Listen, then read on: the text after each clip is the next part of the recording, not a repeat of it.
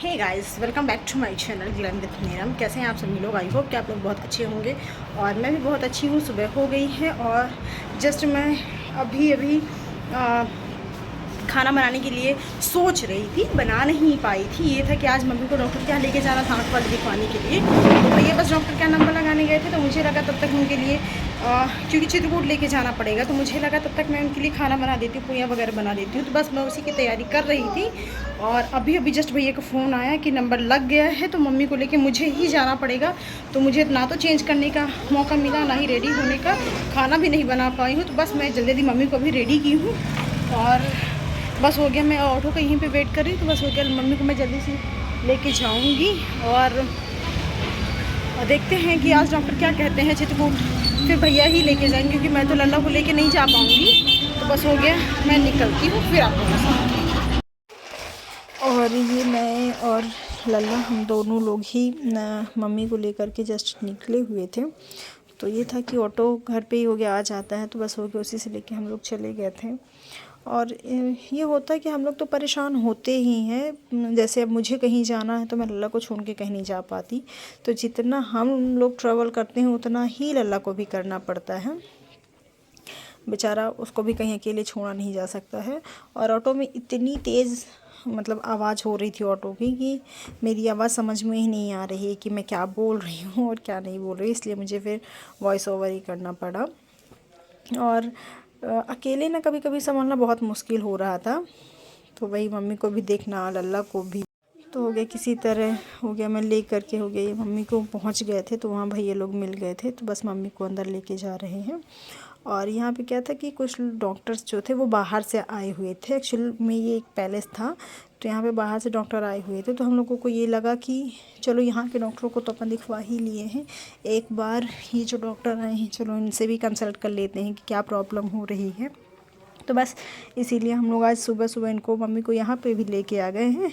और बहुत ज़्यादा भीड़ तो नहीं थी यहाँ, बस जितने ये थोड़े लोग थे, मतलब जितनी होती है भीड़ उसके हिसाब से थोड़ा कम ही थी। और भैया लोग पहले पहुँच गए थे, तो ज़्यादा दिक्कत नहीं हुई। हे गाइस, तो शाम हो गई है और आज कुछ स्पेशल था, तो जो मैं सुबह से हो गया ऐसे ही बिजी रह गई तो नहीं बता पाई। और आज यहाँ पे शायद कुछ प्रोग्राम है, तो वो डीजे चल रहा है ना, तो उसकी वजह से शायद थोड़ा आवाज़ अच्छे से नहीं आ रही होगी। तो एक्चुअली आज मेरी एनिवर्सरी थी और इसीलिए मैंने ये सोचा था कि हो गया, वो सेलिब्रेट करने का तो कोई ऑप्शन था ही नहीं, तो इसीलिए बस मैंने सोचा कि कुछ नहीं करते हैं, बस हो गया ऐसे ही थोड़ा बहुत ऐसे घर में कुछ बना लेंगे और खा लेंगे, हो गया।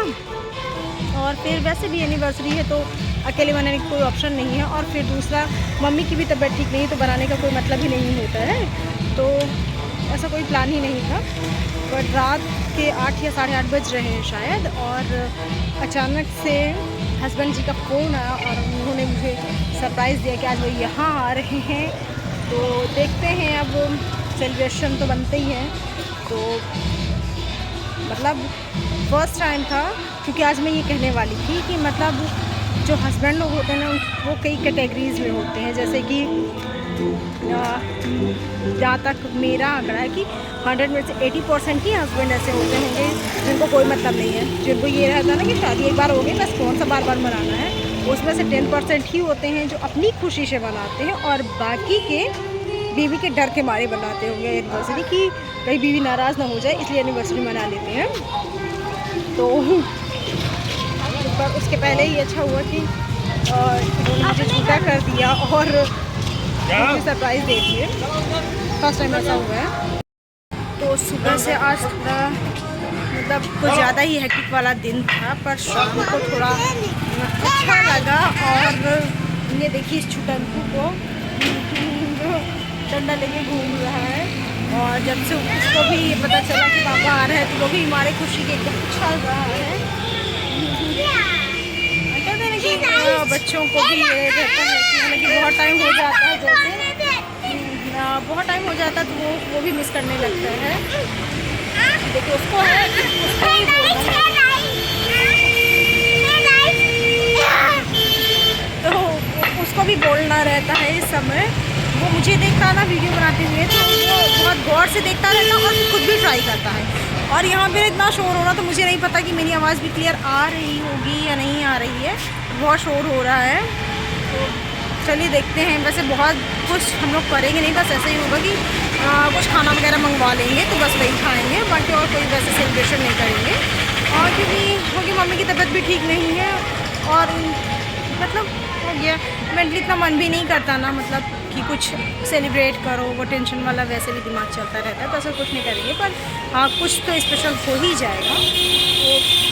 तो अच्छा लग रहा है, आज की पहली बार इन्होंने ऐसा कुछ काम किया है।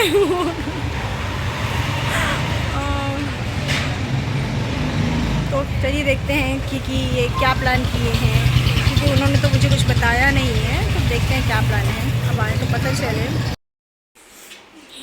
तो गुड मॉर्निंग, और अभी सुबह के 6:30 बजे हुए हैं, और मुझे जगह हुए काफ़ी टाइम हो गया, क्योंकि मैं आज बहुत जल्दी जग गई थी, क्योंकि आज मम्मी को लेके जाना है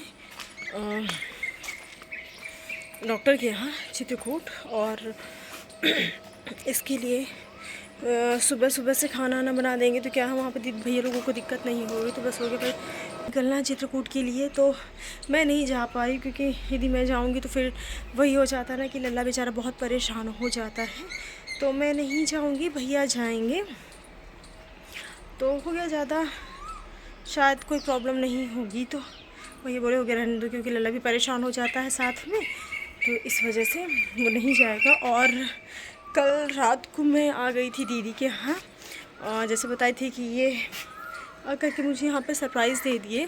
और ये था कि चलो हो गया, जब दीदी और बच्चे लोग सब हुए तो हम लोग सोचे चलो यहीं आ जाते हैं, तो बस हो गया छोटी मोटी सी पार्टी कर लेते हैं। तो बस यहीं आ गई थी रात को।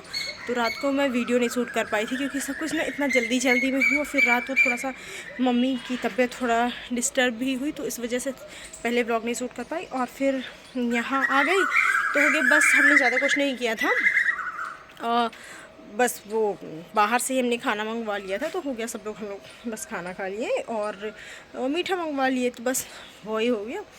पहले ही कहा था ना मैंने, जैसे कि बहुत सेलिब्रेशन का कोई वो नहीं है, बस हो गया ऐसे थोड़ा बहुत करेंगे, तो बस हो गया कर लिया। बस हो गया, छोटी छोटी चीज़ें ऐसे कर लो ना तो अच्छा लगता है, और सब कोई साथ में रहता तो और भी अच्छा लगता है।